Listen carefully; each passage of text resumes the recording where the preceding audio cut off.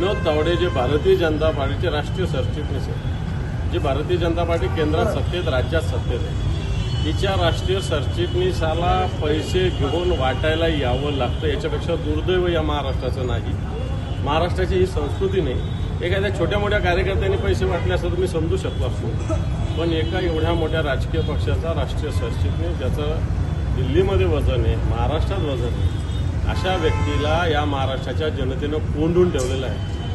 भारतीय जनता पार्टीचा नतद्रष्टपणा, भारतीय जनता पार्टीचा कपटीपणा, भारतीय जनता पार्टीचा अशा पद्धतीनं खालच्या स्तरावर निवडणुकीत उतरण्याचं हे तंत्र मला वाटतं जनता हे स्वीकारणार नाही. या महाराष्ट्रात भारतीय जनता पार्टीला परत पूर्णपणे नेस्तनाबूत करण्याची वेळ मला वाटतं या घटनेनं आलेली आहे. कारण तुमच्याकडे करण्यासारखं काहीच नाही, म्हणून भ्रष्टाचारानं जन्मवलेला पैसा हा जनतेला वाटण्याचा प्रयत्न केला जातो.